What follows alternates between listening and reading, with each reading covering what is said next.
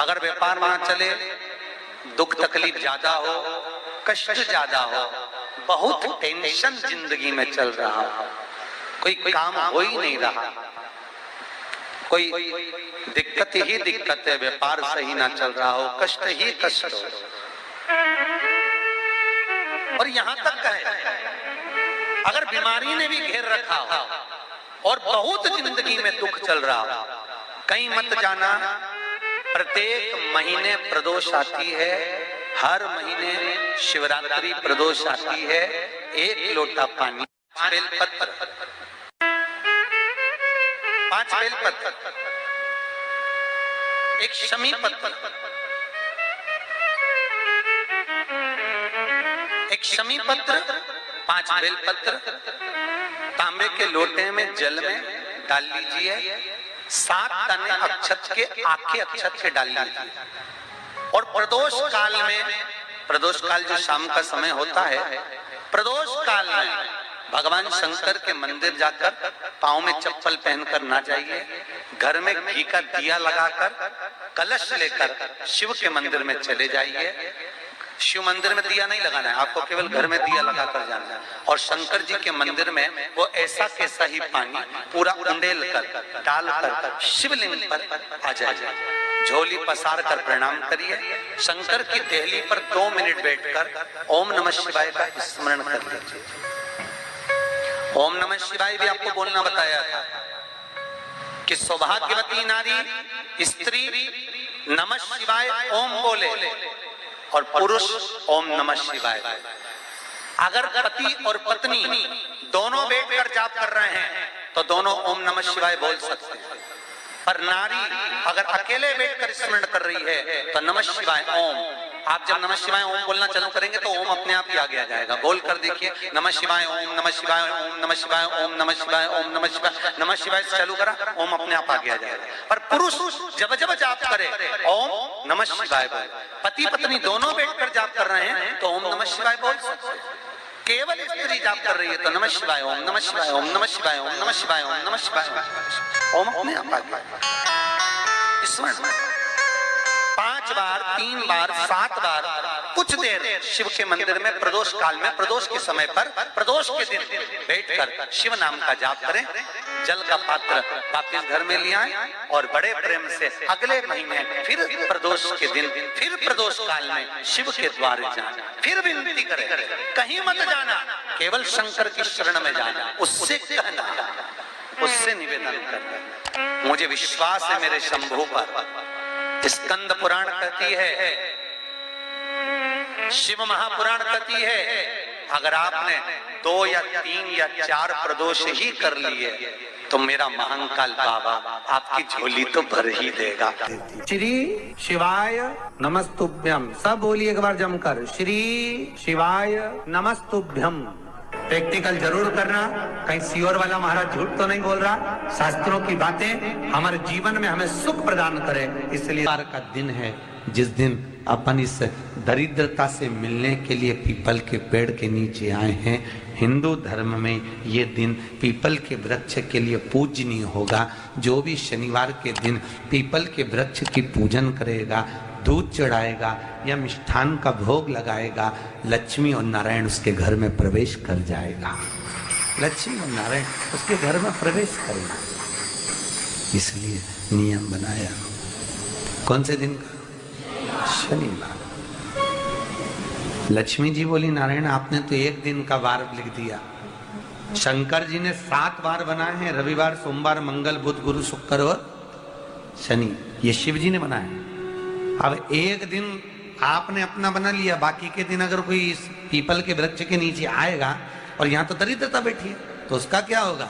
भगवान नारायण बोले, सुन दरिद्रता, तेरे से एक विनती है, अगर कोई भी मनुष्य इस पीपल के पेड़ के नीचे अगर 7 दिन में आता है और उसके हाथ में अगर कोई सामग्री होती है तो तू उसके घर में प्रवेश नहीं करेगी। नियम है पीपल के वृक्ष का, या तो पानी का लोटा लेकर जाओ, कुंकू का चोपड़ा लेकर जाओ, शक्कर लेकर जाओ, या पेड़ के नीचे चींटी को डालने के लिए आटा ले जाओ, पर खाली हाथ पीपल के वृक्ष के नीचे कभी मत जाओ, कभी नहीं जाओ। खाली हाथ जाओगे तो दरिद्रता तुम्हारे घर में प्रवेश करेगी। दरिद्रता उठकर खड़ी होकर बोली, नारायण तुमने अपनी मनमानी करी है, एक दिन मुझे भी मेरा चाहिए। भगवान ने कहा, बोल कौन सा दिन चाहिए?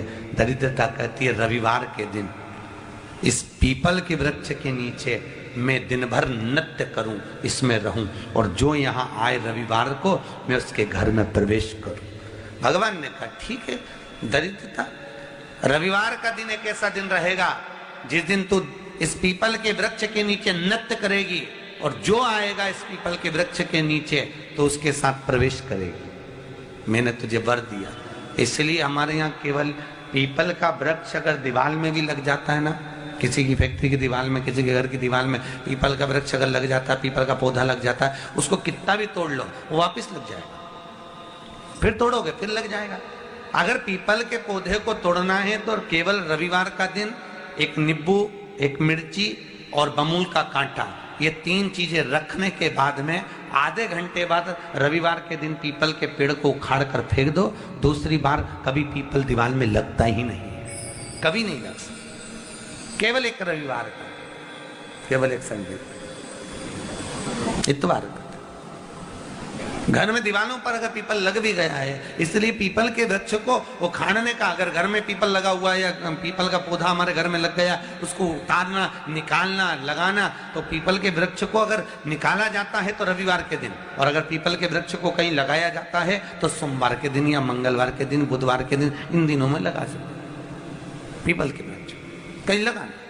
शनिवार का दिन एक ऐसा दिन होता है जिस दिन पीपल के वृक्ष को कहीं जाकर लगाया नहीं जाता, क्योंकि शनिवार के दिन पीपल के वृक्ष के नीचे लक्ष्मी रहती है। हम अपने हाथों से अगर पीपल का वृक्ष किसी दूसरी जगह पर शनिवार को रोपित करते हैं तो हमारे घर की लक्ष्मी अपने घर से छिन्न होकर चली जाती है। इसलिए शनिवार के दिन पीपल लगाया नहीं जाता, किसी के घर जाकर उसको वापस पलटा नहीं जाता। लग गया उसको डर। प्रभु मेरी धर्म पत्नी को कहाँ रखूं आप बताओ? वो तो जहाँ यज्ञ होता है, अनुष्ठान होता है, दान होता है, पुण्य होता है, सत्कर्म होता है, वहां जाने को तैयार नहीं। अब करूं क्या? भगवान ने बोला, एक काम करो। दुर्वासा जी बोले, जिसके यहाँ रात्रि में बर्तन झूठे पड़े रहते हो उसके घर में इस दरिद्रता को लेकर तुम प्रवेश कर जाना। जिसके यहाँ रात्रि में बर्तन झूठे पड़े हो वहां लेकर प्रवेश कर जाओ। दूसरी जगह दुर्वासा जी बोले, जो स्त्री घर में दोपहर के समय पर सो रही हो उसके घर में इसको लेकर प्रवेश कर जाइए। जो स्त्री दोपहर के समय में घर पर सो रही हो इस दरिद्रता को लेकर प्रवेश कर जाइए। तीसरा, जिसके यहाँ पर दरवाजे पर कांटे वाले पौधे लगे हों उस घर में इस दरिद्रता को लेकर प्रवेश कर जाइए। दरिद्रता, कितनी सुंदर बात कही है। दाता और विधाता, कौन कौन? दाता और विधाता। लक्ष्मी और दरिद्रता के सगे भाई हैं। कौन कौन? दाता और विधाता। दाता को फिटकरी प्रिय है, विधाता को नमक प्रिय है। ये दोनों हमेशा लक्ष्मी को और दरिद्रता को, दोनों को समझाते थे, दोनों में प्रेम बढ़ाते थे। आज भी हिंदू धर्म की रीति है। यहां तो ठीक है, जिसके यहां पर भी अगर थोड़ी सी भी परेशानी होती है, थोड़ा सा क्लेश होता है, अशांति होती है, लक्ष्मी नहीं दिख रही हो, काम नहीं बन रहे हो, बहुत प्रयास करा जा रहा हो और हमारा कार्य नहीं होता, तो क्या करते हैं? फिटकरी और नमक को पानी में डाल देते हैं और घर में पोछा लगा देते हैं। आप लोगों ने आजकल फेसबुक पे भी पढ़ा होगा, व्हाट्सएप पे भी पढ़ा होगा। तो क्यों लिखा उसमें? उसका कारण ही केवल ये है कि दाता और विधाता की प्रियता उसमें। माता ख्याति के जो 4 बच्चे हुए, इसमें जो 2 लड़के हैं, दाता और विधाता, उसकी प्रियता उसकी पूर्णता उस। अब दुर्वासा जी बोले अपनी धर्म पत्नी को वहां लेकर, जहां कांटेदार पौधे लगे हों वहां पर लेकर प्रवेश कर जाइए। कांटेदार पौधों में उस दरिद्रता का निवास हो गया। कितना विचित्र कथा यहां वर्णन करी है। श्रीमद् भागवत के अंतर्गत जो वर्णन किया कि मृत्यु निश्चित है। रोग ऐसा शनि महाराज के कारण हो गया हो, अच्छे काम करते करते उल्टे हो रहे हैं, होते हैं किसी किसी के साथ में विपरीत परिस्थितियां आ जाती है, अच्छा करने जाओ बुरा हो जाता है, अच्छा कर्म करने जाओ बुरा हो जाता है। तो पीपल के वृक्ष की जो छाल होती है, छाल देखिए, पीपल के वृक्ष में जो छाल लगी होती है, उस छाल को घिसकर चंदन बनाकर भगवान शंकर का स्नान कराकर, अभिषेक कराकर, पूजन कराने के बाद में पिपलेश्वर महादेव का नाम लेकर, कौन से महादेव? पिपलेश्वर महादेव का नाम लेकर वो जो घिसी हुई छाल होती है, उस छाल का तिलक भगवान शंकर को लगा लो और उसी का थोड़ा सा भाग अपने कंठ पर, मस्तक पर लगाना प्रारंभ कर दो। धीरे धीरे जो विपरीत दशा है वो सुधरना प्रारंभ हो जाती है। पर नाम याद रखना, पिपलेश्वर। काशी में जो शिव जी की स्थापना कौन ने करी? काशी में जो शंकर भगवान बैठे उनकी स्थापना करी थी शनि महाराज ने। किसने करी थी? शनि महाराज ने। क्योंकि भगवान शनि महाराज को उनकी माता के द्वारा श्रापित हो गए और शनि महाराज कांपने लगे। शनि महाराज कांपते कांपते, मैं जाऊं तो जाऊं कहां, करूं तो करूं क्या? महाराज, शनि महाराज दौड़े और दौड़कर भगवान भोलेनाथ के पास पहुंचे। हे शंकर, त्रिकालदर्शी, कैलाशी, अविनाशी, कृपा करिए बाबा भोलेनाथ, कृपा करो। क्योंकि दुनिया में 33 करोड़ देवी देवता हैं जिनको शनि लग सकता है, केवल एक, किसको छोड़कर? शिव को छोड़कर। राम जी को शनि लगा तो 14 वर्ष वनवास चले गए। कृष्ण को शनि लगा तो मथुरा छोड़कर द्वारका चले गए। शनि लगा। हनुमान जी को शनि लगा तो गुफा में बैठकर राम राम जपना पड़ा। शनि सबको लगता है, केवल शनि नहीं लगता तो एक मेरे महादेव को, मेरे भोले बाबा को नहीं लगता। शंकर के पास में शनि आ गए। शनि ने आकर कहा, भोलेनाथ कृपा करिए बाबा, मैं बड़ा कष्ट में हूं, मैं करूं क्या? बाबा भोलेनाथ ने कहा, जा गंगा जी के तट पर काशी में जाकर एक शिवलिंग की स्थापना कर, उसकी आराधना कर और तेरा शरीर ठीक हो जाएगा, कष्ट नहीं भोगेगा। शनि महाराज ने काशी में जाकर शिव जी की स्थापना करी। आज भी नियम है, जिसको शनि लग जाता है एक काजल की डिब्बी ले लो और काजल की डिब्बी को 21 बार उतार कर उसको एकांत में जाकर, जंगल आदि में एकांत में किसी पेड़ के नीचे इतना सा खड्डा खोद कर उसमें काजल की डिब्बी को डाल दो और मिट्टी से पूर दो, उस व्यक्ति का शनि समाप्त हो जाता है। काशी विश्वनाथ का नाम लेकर काजल की डिब्बी को 21 बार उतार कर अगर काशी विश्वनाथ का नाम लेकर शनि वाले व्यक्ति को अगर पेड़ के नीचे दबा दे, शनि समाप्त, शनि उसको परेशान नहीं कर सकता। काशी कितनी मूलता है। उस क्रम को देखिए,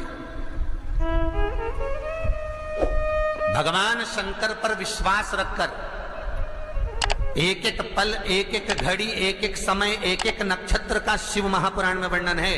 यहां तक शास्त्र कहता है कि पीपल के वृक्ष की जब भगवान शिव रचना करे, पीपल के वृक्ष की जब रचना करी गई तो उस पीपल के वृक्ष में भी कौन सा समय किसका है, ये शिव महापुराण वर्णन करती है। सुबह 4 बजे से लेकर 7:30 बजे तक पीपल के वृक्ष में ब्रह्मा जी का वासा होता है।